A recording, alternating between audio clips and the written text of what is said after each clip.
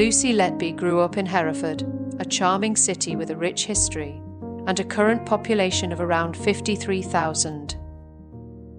The city is situated on the banks of the River Wye and lies 16 miles east of the border with Wales. As a teenager, Lucy and her friends would gather on Castle Green beside the cathedral to spend time together. Dawn Howe was Lucy's childhood best friend. They met at Ayleston, the local secondary school. I think it was the second year queuing up to go to an RE lesson, Dawn recalled. We just got chatting, and at that age, you were just trying to make friends and find your place. In 2023, Dawn spoke to Judith Moritz of the BBC's Panorama programme.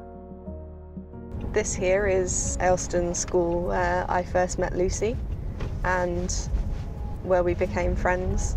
We would come down, walk into town, have meals along this strip and hang out on the Cathedral Green. Hereford is definitely very much home for her. Lucy, has such strong ties to her family here.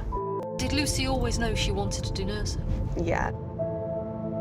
It was the only career that I ever remember her saying that she wanted to go and do.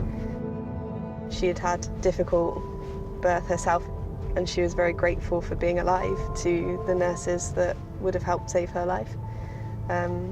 So I feel like everything that she did was geared towards that ultimate goal of becoming a nurse. Outside of our group, she would present as more shy, reserved, serious, level-headed. But inside the safety of our group, she sort of lets her hair down a bit more and is goofy and makes us all laugh. Very bubbly, loves a cocktail, just the fun of getting dressed up and going out with your friends. She bought a house, adopted cats, rescue cats, which were her whole world, and went out salsa dancing. She was doing the job that she loved and the job that she's always wanted to do. Given that, can you think of the possibility that she harmed babies? It is the most out of character accusation that you could ever put against Lucy. Think of your most kind, gentle, soft friend, and think that they're being accused of harming babies. She is the kindest person that I've ever known. She would only ever want to help people. To say that she could have harmed any baby, it's just not in her nature. Lucy was arrested and released on bail, and then she was arrested again. And at that point, I think the police had spent 3 years trying to build a case to find someone culpable, to find someone to blame. Did you question at that point if it could be something she was capable of? Of course, it goes through your mind for an instant where you think, what do the police know that I don't know? But in that instant, it's gone in a second because it's replaced by, I know Lucy, I've grown up with Lucy. We've been in contact through writing letters, but she's not been able to have any updates about all of her godchildren because she's not allowed to be told about any information pertaining to children. Have all of Lucy's friends stood by her? Yes. We know she couldn't have done anything that she's accused of, so without a doubt we stand by her. I've grown up with Lucy, and not a single thing that I've ever seen or witnessed of Lucy would, let me for a moment believe that she was capable of the things she was being accused of. You seem utterly unshakable on this, but isn't it possible she's fooled you all? Unless Lucy turned around and said, I'm guilty, I will never believe that she's guilty. At school, Lucy was known for her diligence and attention to detail. Geography was the subject she really excelled at, achieving top marks in her GCSE. A classmate described her meticulous note-taking during field trips, saying, "She was so good and accurate and careful and considered." Another school friend said, sure, Lucy was quiet, but she was also funny. She had quite an acerbic wit. Like you wouldn't expect it sometimes because she was so quiet. And then she'd just come out with something really witty. And you'd be like, oh, I can remember you're funny. Others who knew Lucy during her school years described her as a good-natured girl. One classmate remembered her making 2 sets of geography notes, one for herself and another for a friend who frequently missed classes. In later years, Lucy became the godmother to the children of one of her school friends. She had a pet Yorkshire Terrier named Whiskey. A classmate recalled Lucy walking Whiskey to school with her mother, saying she absolutely loved that dog. She was obsessed with him. She took great care of him. At weekends, Lucy and her friends would watch The X Factor together, becoming completely engrossed in the show. She would often host sleepovers for the group. Her mother, Sue, would prepare their favourite meal, always accompanied by a bottle of lemonade. Others in her friendship group in Hereford agreed with Dawn. One said, there is not a single one of us that can wrap our minds around the Lucy that we knew killing babies. No way. She had enough friends. She had fun when she wanted to, observed another friend. At 16, Lucy transitioned from secondary school to the local sixth form college to study her A-levels. She had known from a very young age that she wanted to become a nurse, specifically a neonatal nurse. In 2008, having achieved the required grades, she set off to the University of Chester to study child nursing. She was the first in her family to take this significant step into higher education. Much like Hereford, Chester is a small, picturesque city with a long history. It's located just south of Liverpool and is about 100 miles from her family home in Hereford. While a student, she regularly returned to Hereford to meet up with her old friends. A video taken at the time she was about to start her second year at university shows Lucy and her friend, Dawn, after a lively night out, laughing and stumbling around together.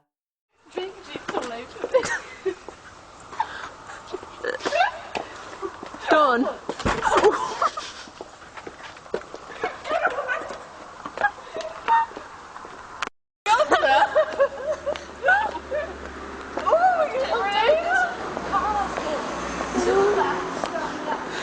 The night of terror.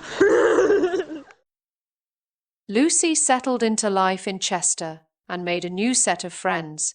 Her best friend at university said, Lucy was my closest friend at uni. She was a wonderful student nurse, and I firmly believe she is innocent of all the charges against her. Another fellow student said, my gut instinct is rarely wrong. I'm a reasonable judge of people, and I can't believe it based on my experience. I can't believe she's a murderer based on my experience of her.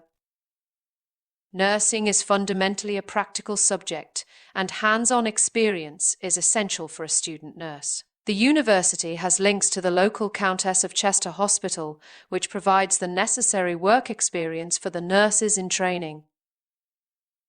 Lucy was assigned a mentor, an experienced nurse who had spent many years in the unit.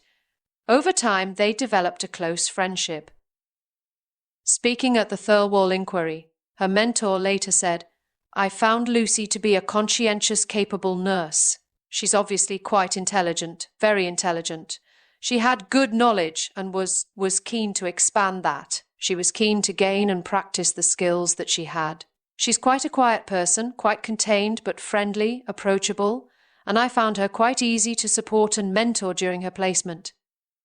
She continued, she was intelligent and engaged. Her skills and knowledge were continuing to increase. She was quite clear that being a neonatal nurse was where she saw her career going, because we didn't work with our students every single shift necessarily. I always got feedback from other people that had worked with her. The general impression was that she was a good student, that, would be a good future member of the team if she got offered a job. She always appeared caring towards the babies and the families and supportive of them. During her time as a student, Lucy completed 2 placements at the Countess of Chester neonatal unit. September 2011 was a significant month for Lucy, as she finally earned her nursing qualification with a Bachelor of Science in Child Nursing. Her parents in Hereford were thrilled with her accomplishment. They placed an announcement in the local newspaper, featuring a graduation photo of Lucy in her cap and gown, along with a heartfelt message for the community. "We are so proud of you after all your hard work. Love, Mum and Dad." Lucy's training experiences at the Countess had been positive, and upon graduation, she was offered a position in the neonatal unit. The transition from university to her professional career was smooth, as she was already familiar with the hospital and its staff, who were equally acquainted with her. The senior nurses at the hospital recognized her ability and dedication to nursing and were happy to take her on as a professional nurse. She was competent and conscientious. Speaking at the Thirlwall inquiry, Arian Powell, then the neonatal unit ward manager, said, "Even during her interview, I wanted her on the unit, I really did. When students come through the system, you are almost able to hand-pick the creme de la creme, and she was one of those." Lucy had a tight-knit circle of nursing friends on the unit, which included both younger and older colleagues. They often socialized outside of work. Photos from the time show them enjoying nights out together. She had a vibrant social life, participating in hen-do's, Christmas gatherings, gym sessions, and hula hoop classes. She also began taking salsa lessons with another nurse from her unit. Her parents remained supportive, just as they had been during her time in Hereford. She communicated with them almost daily. The family enjoyed regular vacations to Torquay, a tradition they had maintained since Lucy's childhood. As a nurse, she was as capable and diligent as she had been in school and university, and no one on the neonatal unit had any concerns about her skills. One notable trait that set her apart was her ability to remain calm under pressure. One colleague reflected, "I saw a lot of instances where she was the one calling for help, being this very calm, collected person in a very stressful situation." They added, "And then being there with families following those horrible situations where thankfully babies survived, she was incredibly effective and competent, in a way that a lot of her peers in that smaller unit were not."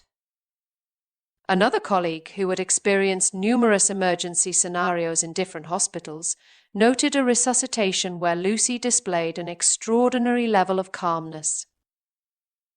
The management at the Countess of Chester Hospital clearly appreciated Lucy.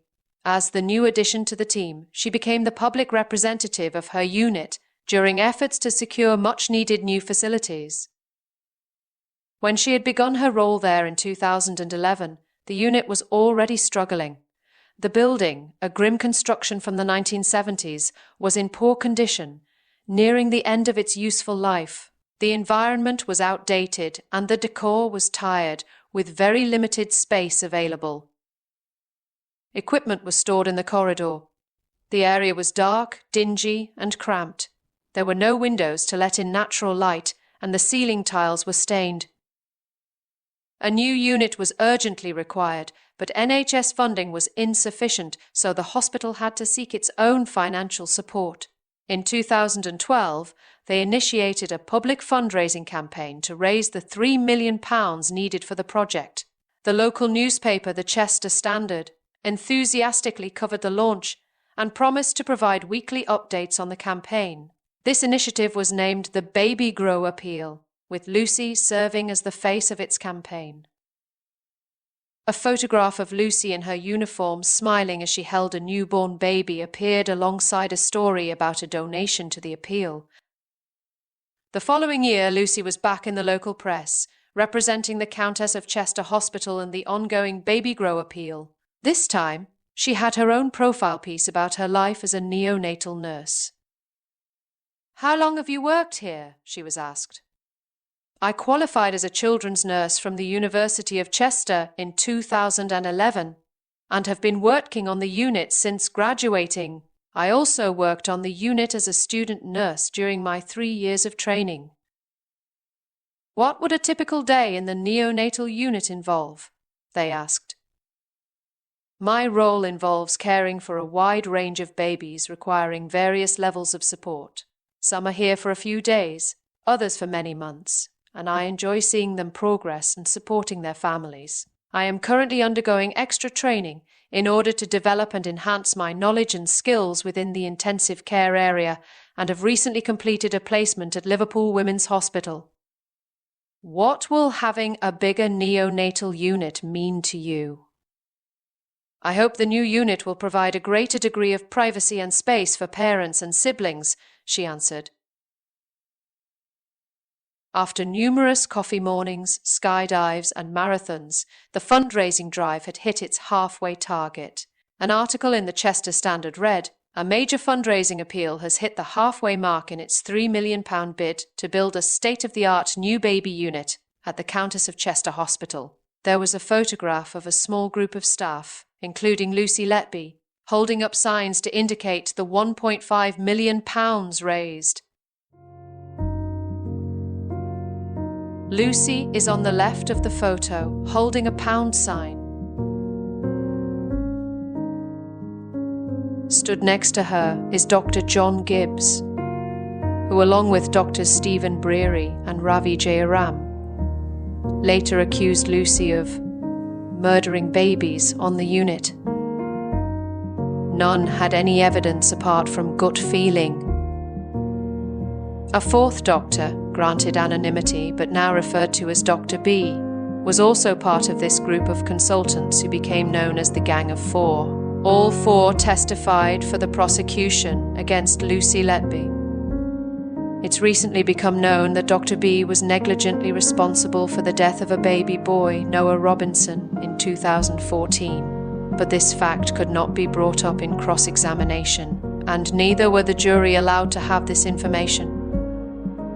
In August 2023, Lucy was convicted of multiple counts of murder and attempted murder, and is now serving 15 whole life sentences. Unless her conviction is overturned, she will die in prison.